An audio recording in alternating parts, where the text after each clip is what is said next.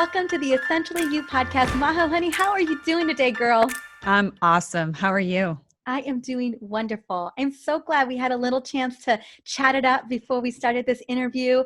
And girl, I'm feeling your energy. I'm so excited that we're going to be talking about 5 good girl myths and how the patriarchy lives within us, like how it's impacting us, affecting us.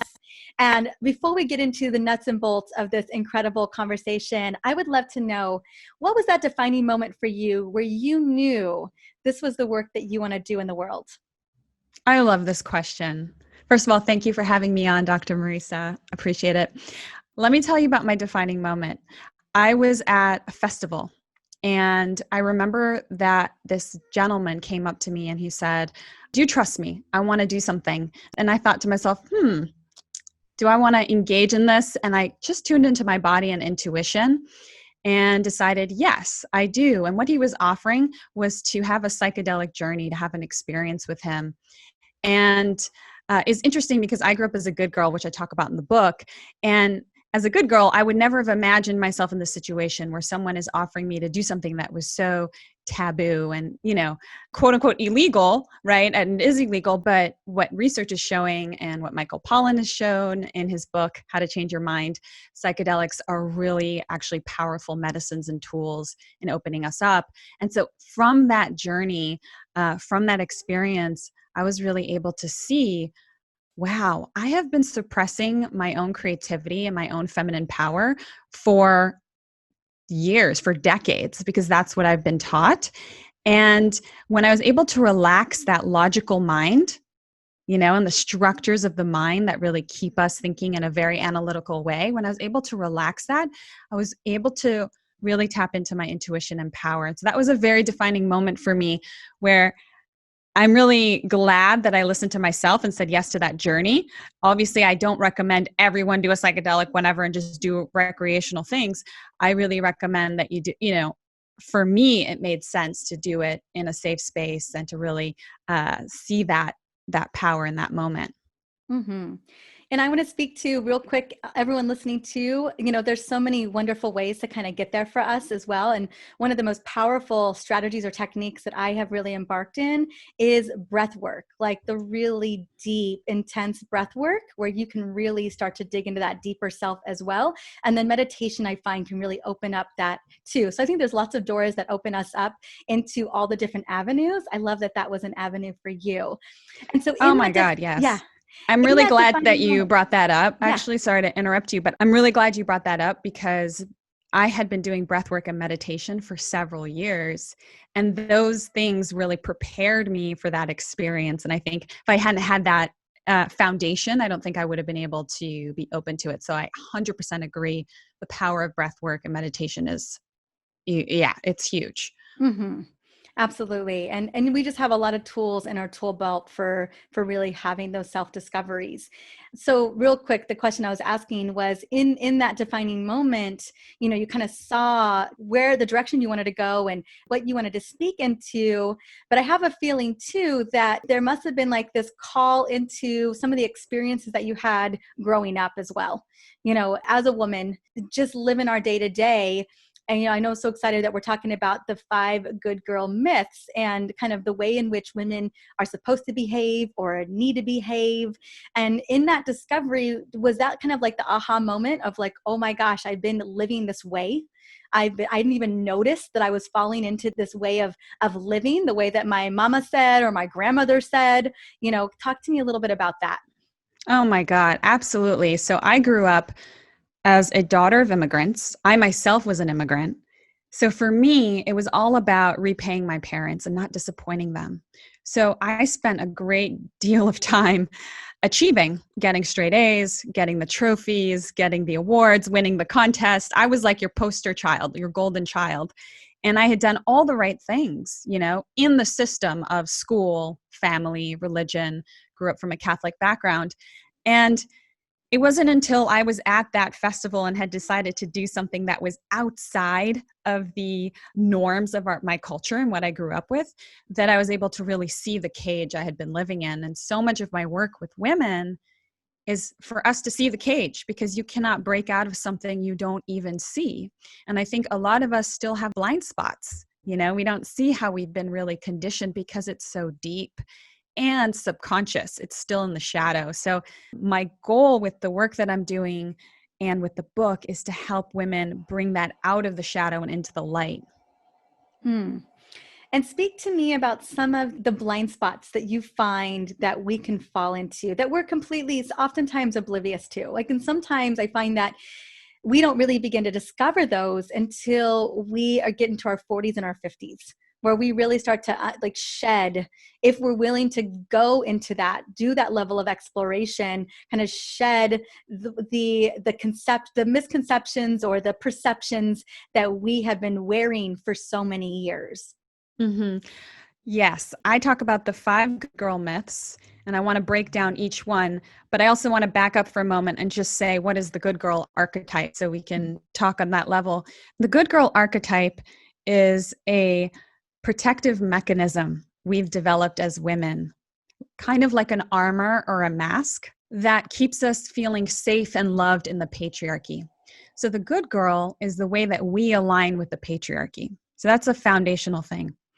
The good girl myths, and there are 5 of them that every woman needs to overcome, these are the tendencies, the subconscious tendencies that we take on, the behaviors, the thoughts, the habits that fulfill that good girl archetype.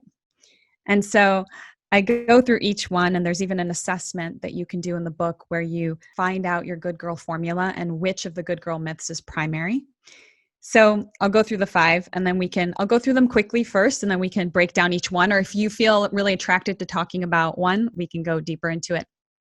Mm-hmm. So the first is the myth of rules. There's the myth of perfection, the good girl myth of logic, the good girl myth of harmony, and then finally, the good girl myth of sacrifice. So these 5 things: rules, perfection, logic, harmony, and sacrifice. These 5 good girl myths are what I argue we all need to overcome. But for some of us, 1 or 2 is stronger. So we have 1 or 2 that are primary. And so the book helps you identify that and supports you with tools and frameworks in unlearning them. Wonderful. I would love for you to honestly, I'm intrigued by all 5. I feel like some I know a little bit more than others, but I'd still love to hear your understanding, your breakdown of them. Sure. So I'll go through each one. And what's important to know is they all sound and look different. And each one has a strategy for approval and then powers you give up when you follow that one. Mm-hmm. So the first one, for the myth of rules, sounds like, if I follow the rules, life will be easier and I will get ahead. And the way it looks is it's the tendency to follow external authority instead of trusting your own opinions, needs, desires. So naturally, what are you giving up? Your purpose and self-authority. What is your strategy for approval here? You're being good and you're following others' expectations. So that's the myth of rules. And it's like the most powerful one. It's the one that defines all the other good girl myths, because in some ways, the good girl myths are their own type of rules. So if we can't break the myth of rules, it's going to be really hard to shed the good girl archetype. So that's the first one. Do you want me to break down each one like that? Yeah, I like that. And then really quickly, I feel like, from the get-go, from a very young age is where we get a lot of those rules, and we don't have that level of autonomy. Quick question for you, if and that makes sense, that's definitely the rule that we got to work on first. How challenging is it? Because I feel like that one is rooted in a lot of belief. And speak to me if I'm wrong on that. How challenging is it for one to conquer that myth? Mm-hmm.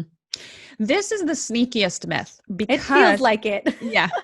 It's the hardest one to detect. In fact, when women take the assessment, they often don't score that high on rules, even if they're they have rule following tendencies, because it's the one that can fly under the radar. It's the hardest one to see. So what I suggest women do is to look carefully at each of the spheres of influence of in your life. And so there are 4 that I talk about that have really defined us, especially when we were really, really young. The first is family. So what were the rules you inherited in your family? What were the messages and contracts and agreements you made, whether conscious or subconscious, with your parents, with your grandparents, cousins, etc., your tribe? The second is religion. You know, religion also has a lot of authority figures, rules. So what were the messages you got from your religion?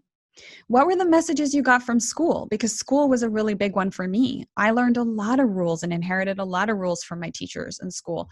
So that's another one. And the final one you have to look at and really list out all your rules, all your shoulds, is the greater mainstream pop culture, Western culture, right? Where we inherit ideas about how to look, how to act, sexuality. You know, these are the films, movies we grew up with, the music we listen to, the pop culture we consume that is like reinforcing subconscious messages around being a good girl. You know, how many songs are there out there that's like, oh, I got to be a good girl, got to be a good girl. There's so many out there. So many famous songs, actually. And so that's a really big one. So for the myth of rules, it's really about looking at your communities. What are the communities I grew up with? What were the invisible rules they passed down to me? Love it. So Okay. awareness is big there. Absolutely. And I think awareness is that first step. And like it's so interesting, even with an assessment, getting women from an unaware state to an aware state in that particular myth it can still be challenging, and just shows how kind of deep seated that particular myth can be for so many of us. So many. I think it's a big one. And it's amazing. There's been meta-analyses that have shown girls outperform boys in school, not because they're more intelligent, but because they follow rules. They hand in their homework on time. They raise their hand. They follow teachers and parents. And so they're performing well in school because they're great at rules. I have a question around that. So as you were describing kind of the golden child syndrome, my grandparents were immigrants, and I grew up in a Catholic family just like you, but it was very obvious that they wanted the golden granddaughter, right? And I followed all the rules. I got all the straight A's. I won all the trophies, all the things. Till one day I looked up and I was like, oh my gosh, I haven't done any of this for me. But what was the interesting thing about all of that was that there was a lot of positive feedback, not just from family, but from the wins that I was experiencing. And it just kept fueling me along, the journey, right? I just kept, doing well, rocking it out, and, stepping into whatever I stepped into, finally kind of claimed it as my own too.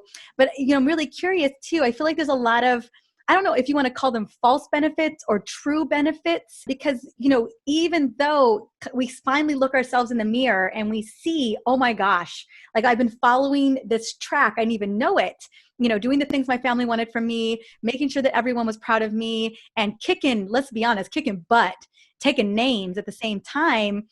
Do you regret some of the benefits, or maybe even false benefits, that came from all of those rules that you were following, or the rules that all these girls are following? Yeah, I love that question. I think you're absolutely right. We get so rewarded. Society rewards us again and again when we follow rules. That's why it's hard to unlearn this, right? Because it's so entrenched. And what I often tell clients is, okay, you can go along with the program and continue to be rewarded, but what is the cost to you? So the other side of the equation, you're talking about the benefit. Let's talk about the cost, right? So like, what was the cost to you in that case when you were just going along with the program? So the ultimate cost, and lots more, my story gets a little bit more convoluted. I was abused as a child. There's a lot of stuff that went down, and really I was in survival mode. Honestly, for me in my high school and college and grad school, becoming a doctor, I honestly thought everyone was going to take it from me. And I was so scared that I was going to lose it all, because I had such a massive scarcity mentality due to all the abuse growing up. All the while, there was major expectations for me as well. It was strange. It was this duality that I was living. But ultimately, what ended up happening to me, and hence why the work I do in the world, is I ended up with massive chronic fatigue and chronic burnout. And I ultimately ended up getting an autoimmune condition because I basically burned myself into the ground. So at the age of 30, the repercussions were health driven. And I find that so many women in their 30s and 40s never looked up never focused on them, just ran themselves into the ground for whatever reason it was. And it's their health that is showing up to be the mirror that they look back at. So 100%. I paid a big old price for it, and on a cellular level, and had to really repair. And I always talk about, it was that defining moment of self-awareness. Like, I didn't know that there was these beliefs, these deep-seated beliefs that were driving me into the ground. And unless I addressed those, there was no amount of green smoothies, there was no amount of kale salads, there was no amount of supplements that were going to get me out of this hell that I had created for myself, until I addressed the big elephant beliefs in the room. And so that's kind of where the cost came for me. You nailed it. That's the cost. The body is the first truth teller. And so many women come to me as well and say, it's almost like the conscious mind hasn't caught up, hasn't gotten the memo. But the cells did. The cells did. They're like, your hair is falling out. You're having all these problems and symptoms. When the body is showing symptoms, I think that's a huge, huge moment to back up and be like, how have I been following the rules and going along with the program? So I know we're still on rules because we could, when I was writing the Good Girl Myths, I was like, literally, I could write a book for each one. For sure. So I outlined 3 promises that rules make. If I follow the rules, I'll gain approval, connection, and even a sense of belongingness. Right? So that's the temptation. If I follow the rules, I'll be in control, gaining ultimate safety and comfort. If I follow the rules, I'll experience more convenience and ease, because let's face it, following the rules makes life easier. It does. So then I write, even if the rules give us these benefits, the cost is much higher.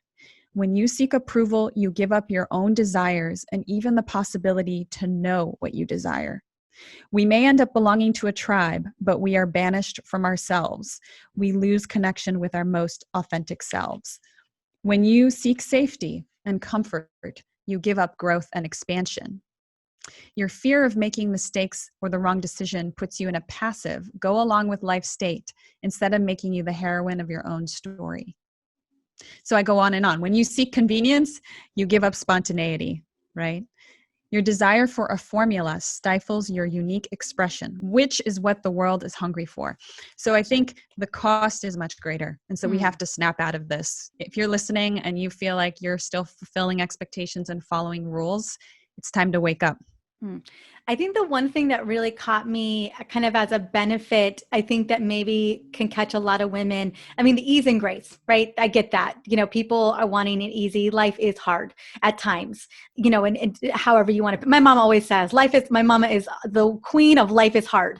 I can hear her in my mind. I don't believe that to be true, but sometimes it is. I mean, we go through trials and tribulations, it's not always going to be easy, but yeah, sometimes we're always going to choose that easy path. But the thing that was really intriguing to me was the control, the false illusion of control, because I'm assuming that it's an illusion of control. Yeah, because life is uncertain, like life is hard, life is, as the Buddhists say, life is suffering. We have the great mystery of death. I mean, it goes on, and yet we are trying to control. And so rules is this really fancy way, real strategy of controlling what we can't. I struggle with that. I definitely, you always see yourself somewhere and, relinquishing control, like stepping into, that's been my life's work this last year, is surrendering into the unknown and like so many different possibilities. But control was the one thing I just would not relinquish. I totally resonate with that. I know we got 4 more myths. Yeah, that's actually, control is a great segue to the next myth. So awesome. The myth of perfection, which sounds like I must perform at a high level without breaking a sweat. It looks like a tendency to demand perfection in ourselves and other people without embracing mistakes, without embracing the messiness of life. And the main strategy for approval is being the best, right? Being the best at everything and better than others. So it has a very competitive streak, this myth of rules. And what I argue you really give up is your creative confidence. It's the first thing that you give up. Vulnerability and authenticity when you follow the myth of perfection. This is my primary good girl myth. It's the one that I score the highest on. It's the one that I have grappled with and continue to grapple with. It's the one that I'm the most vigilant about in my own system. Every day I wake up and I think, how is this going to creep up here? How can I be aware of how I'm comparing, how I'm trying to still be the best, how I'm striving to achieve all these things. How was that for the book? How was it for the book? How was that for the book? Itself? Writing this book, Girl. talk to me. You want to talk about the process of the book? I just mean, because I know if that perfectionism is there, kind of, I know that you're always kind of managing it and getting to that great place with it. You want that book. This is your first big book, right? You want that book. You want to nail it. You want to get it right. You want it. You want it to be, because it's an extension of who you are. Because let's be honest, it is. And I just want to take a moment and honor you for that process. But I was just curious how this came up for you when you were writing this book. Oh, well, it's such a great question. The first way it's really come up is in letting go of parts that I see are not as good as other parts. I'm like, this section is not as strong as this other section. So I'm comparing sections. Yeah. And then I'm kind of seeing, okay, well, this part, if I had spent another 5 to 10 hours on this one section, I know I could bring it to the next level, but I've run out of time because it's been 3 years now. So I got to move on, 3 years from proposal to now. So I've had to let go and put something out there that I know isn't like 100% A+++++. But you know what? It's still amazing. Yeah. And women are going to resonate with it, and they're going to have a conversation. They're going to have a map to understand themselves. I've created an entire framework.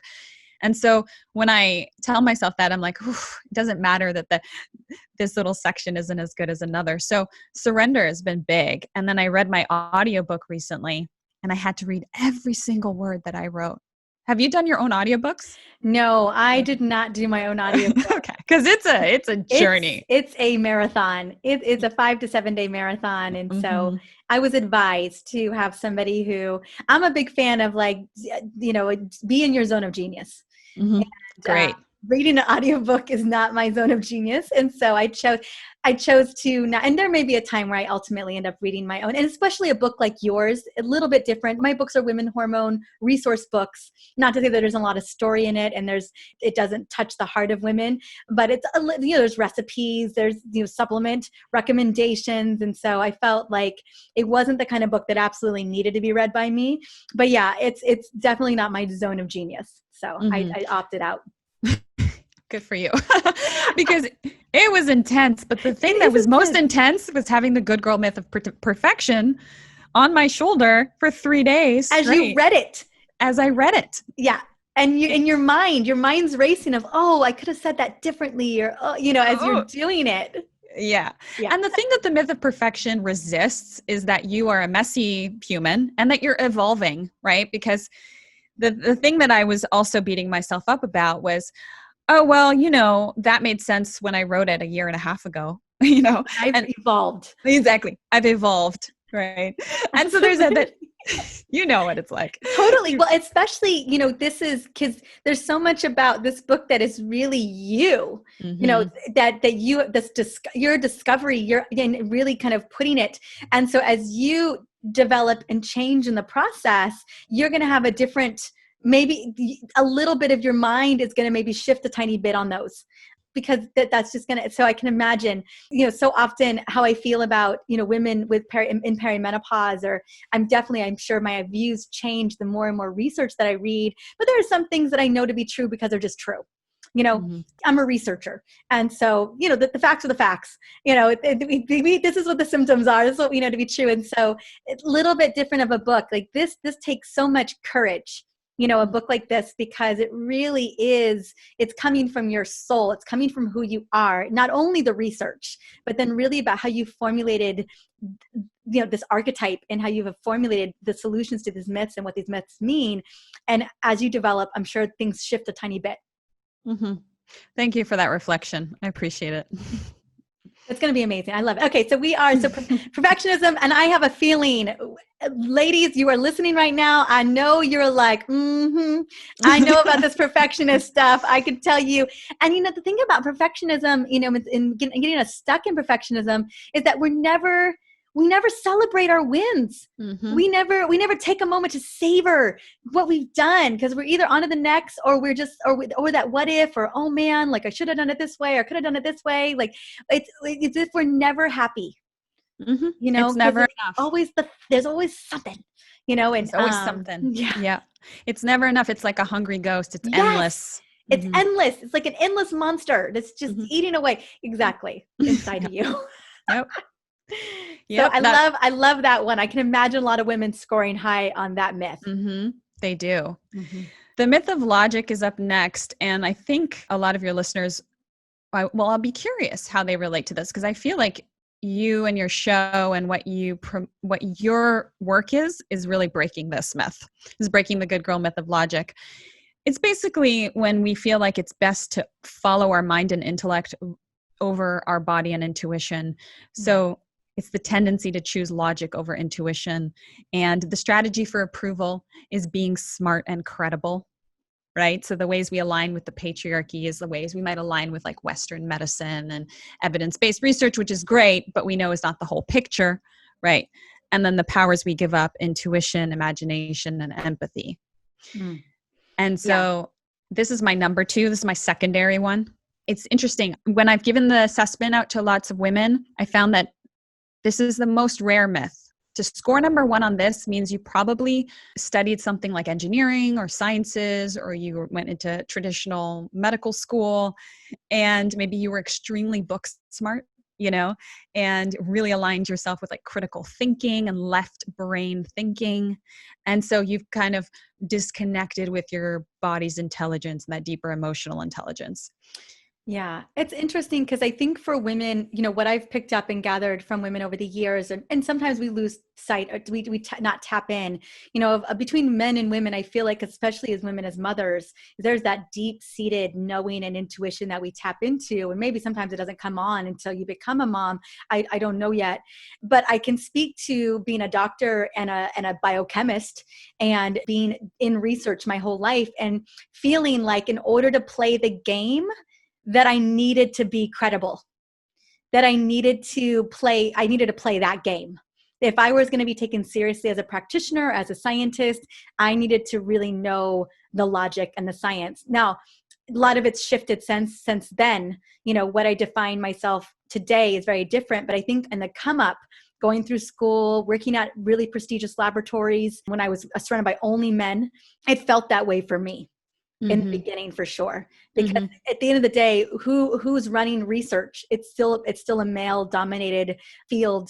Who is running medicine? It's a male dominated field, and that just angers me to no end. When we're going to flip the switch on that. I mean, I always want to be a part of the solution, not the problem. And so, but yeah, I can see anyone in that, women in that those rules have been written for us, and we haven't found a way to break them, like the real ones, rewrite medical school texts, those types of things. We just haven't been able to do it yet.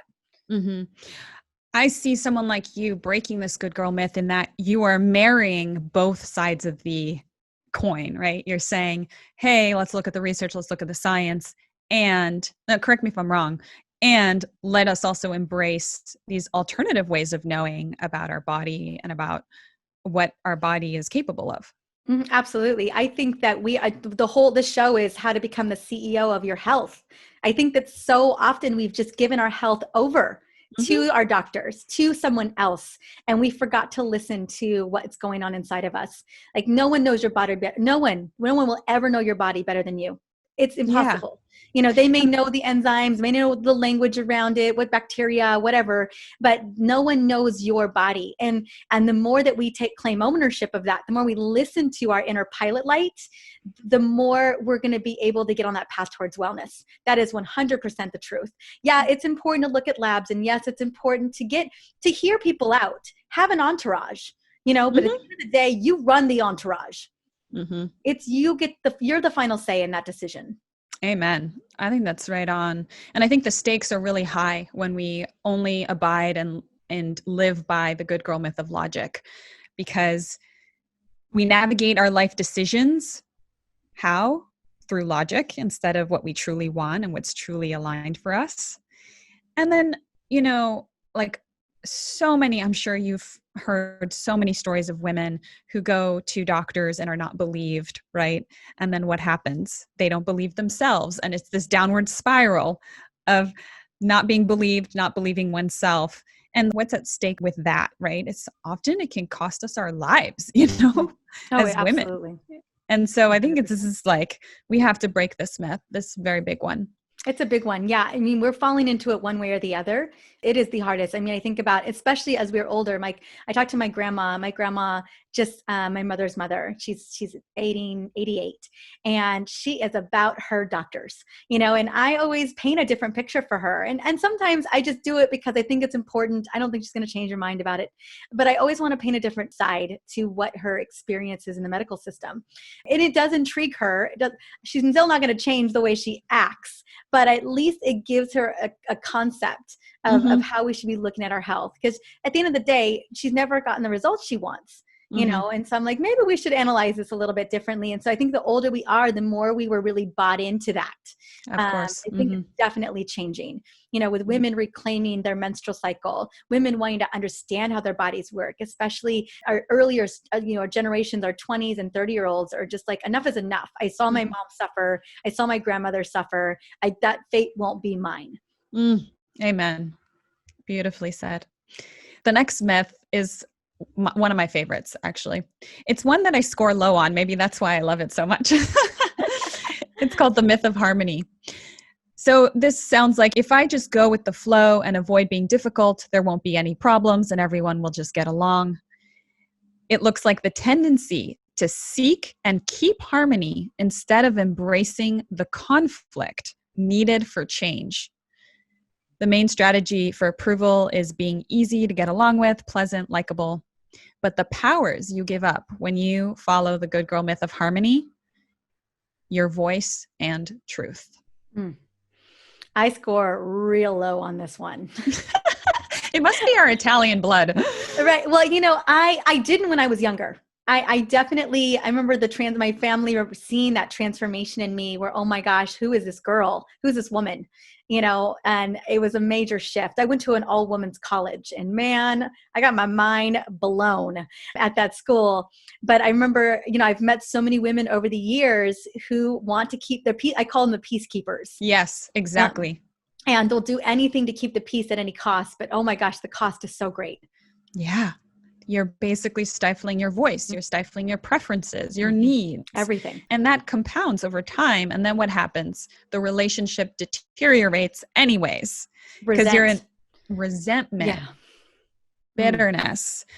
So the big thing I talk about in this chapter is learning how to give people feedback, right? And how important it is to be able to speak up for ourselves. And then I dedicate a good amount of time to how do we leave those toxic relationships? How do we identify what they are? And then how do we leave them? Because they are sucking us. They're sucking our energy. They're draining us. And they're keeping us from our power. Oh, amen. And what I talk about too is you got to prepare for backlash with this one, because when a woman comes out and says what she really wants and uses her voice, like we've seen with the movements recently, with Me Too, etc., there will be backlash. Oh yeah. Oh, all kinds of names. We all know the names. We all know the names. We know what that looks like. I was listening to the first Mindy Kaling book, and she talks about the archetype of women in movies and how a woman who is a CEO or an executive, how they're always nasty. They're always mean. They always have a certain look. And she's like, I don't recall ever, as I've elevated in my career, never not being a pleasant human being.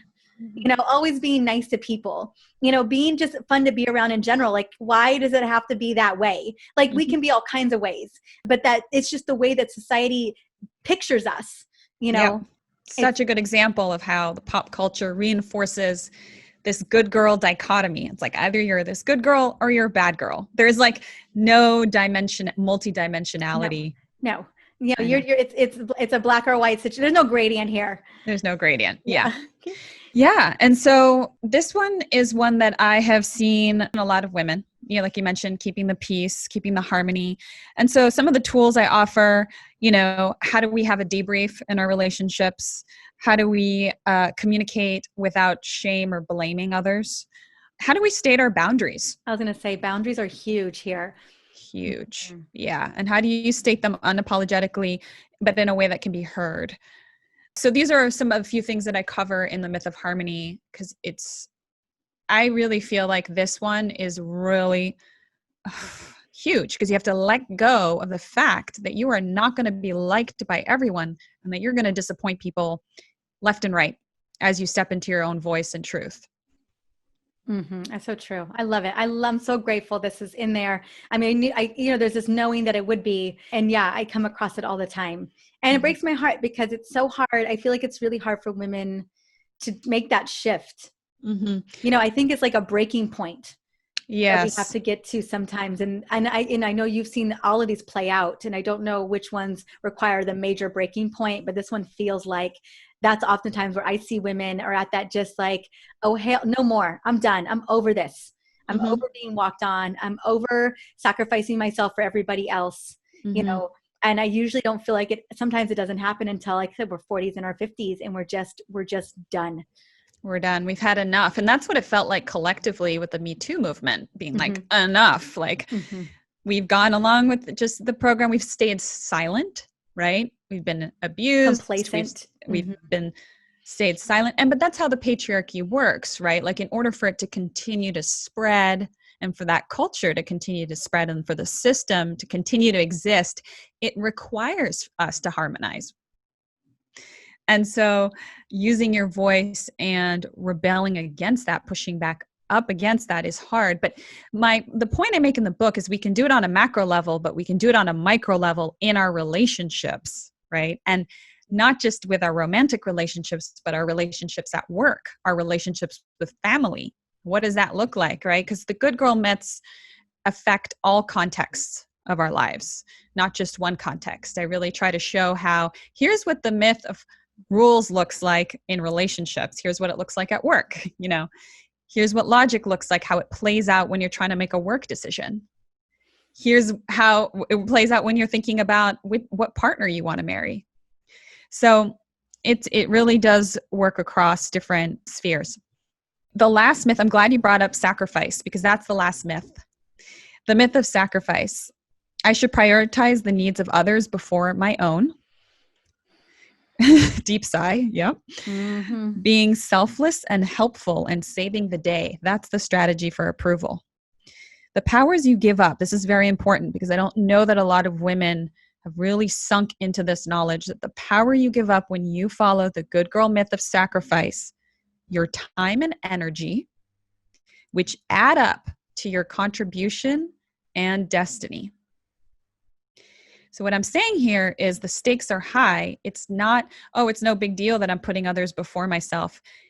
When you do that, you give up your precious resources, right? Time, energy. And when you think about that, what is that time and energy? What could you be using it for? Your deepest work, your purpose, your destiny, your contribution.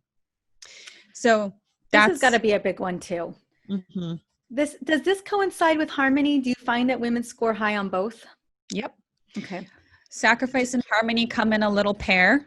Mm-hmm. Because some of the good girl myths lean more towards what I call, I didn't end up putting this in the book, but I'll share it with you, a little bit more towards chaotic tendencies. So if you embrace chaos, you're okay with messiness, you may be more likely to be aligned with harmony and sacrifice. Whereas if you have a tendency towards rigidity, like I do, you'll be more towards rules, perfection, and logic. Other ways of using this other language or terms one might hear is masculine and feminine. Some people resonate with that, some don't. But myth of harmony and myth of sacrifice is sort of the good girl leaning more towards the feminine, almost to an extreme where it's distorted and it's not actually helpful. And the others is more leaning towards the masculine where it's distorted and not actually helpful. Yeah, that all gets so complicated too. I remember coming from a Latin family. Everything was family first. Yeah, everyone, you were always last on the list, and that was very much mixed in with my survival. It's like everyone comes first, and you're going to lose it all. And so for me, this was a huge belief, a limiting belief that I was living by. I remember anytime I would make a decision for my own well-being, my family would remind me of how selfish it was, how selfish Yes. you are. Mm-hmm. And I cannot tell you how many times I've been told that I am selfish because I chose this career path, or I did this, or I didn't come home for that, or, I didn't take care of my sister in this way, like always something. Mm-hmm. Yeah. Um, it always, and I still to this day, it rains down on me. I And want to I don't celebrate care. that. I want to celebrate that because that tells me you're on a good track. Yes. Yeah, absolutely. And I'm just like, I don't care. Yeah. At this point, it doesn't work. That magic trick doesn't work on me anymore. I love it. I mean, so many people are tethered by that, by that guilt, the shame Yes. that's tied to it, just the feeling bad that you have failed your family or whomever you were supposed to protect or first. Yeah, this myth has a lot to do with duty and roles. What were the roles that we were told we had to fulfill as mothers, daughters, sisters? And I have found that this myth is the most multi-generational. It gets passed down from great-grandmother to grandmother to mother to daughter through the matrilineal line. So that's what you have to look like out genetic. For. Yeah. it's just coming through the line. Just coming through like a waterfall. So you need to be aware, And I think what I love about what you shared too is how you've increased your tolerance for being called selfish. And I think with all these things, with the good girl myths, you have to increase your tolerance for backlash and criticism. Otherwise, you're never going to break them. You have to increase that muscle. You have to thicken the skin a little bit in terms of you're going to get called names, you are going to disappoint people, you are going to be called and labeled things because we still live in the patriarchy and you're upsetting a norm, a gender norm and expectation people want you to fulfill. Absolutely. When you start to change and someone calls you out for that, it just means that you're not doing the behaviors that they're still doing. And it never feels good. You're always going to get that backlash, especially within families, of how it's always been.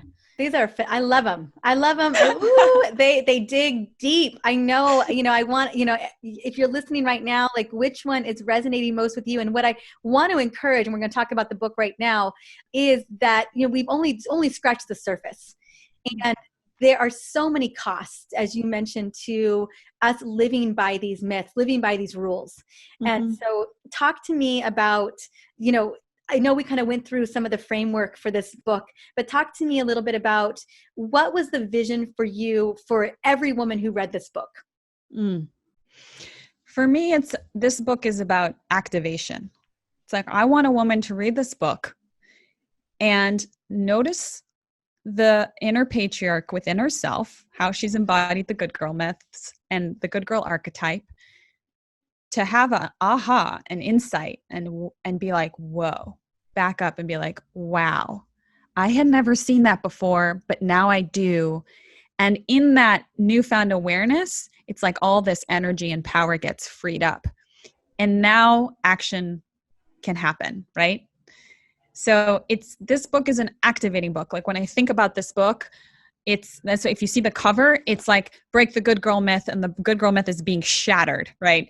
Because what I really want is in that shattering for energy and power to be set free, right? Because it's not until we can heal these wounds and look at these shadows that we can really create change, because these kinds of things are draining our energy and not allowing us to really step into our power. So to answer your question, it's very much about activation. I want a woman who reads this to be like, yeah, you know what? It's time for me to begin. Begin whatever you want. What is it that you want to do, right? Because so many women sit on ideas and brilliance for weeks, months, if not years, because they're following their good girl myths. So true. Now, this is going to air right when the book comes out.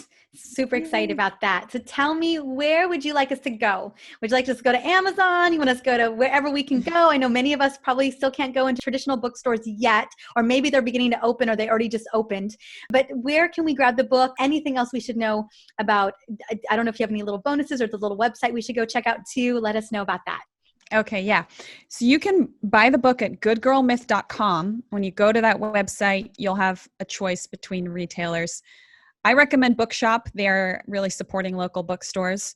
I love this book. I just love your message. If I can always put it out on the day of, I'm going to. I love that. To get the word out in a big way at the same time. I found that. So you had to, but we'll send her that page because there may be some other goodies there just in case. But also she'll have all the retailers on that page as well. If you're just trying to keep it simple, again, you could always just go, always Barnes & Noble, Amazon, wherever feels good for you. And definitely, if you're feeling like it's time for you to step into the unknown, surrender into your greater self and greatest possibilities, get this book. Get this book. That is a big call to action for this episode. I want to say thank you so much for coming on to the show and sharing your brilliance and your life's work with us. Thank you so much for the last 3 years that you have given to this book and this process for us to benefit from, because I know how hard it is to do that. So many layers of things that have to happen to make this book come out into the world. So thank you. Thank you for having me. This has been such a pleasure. Absolutely. Have a great day.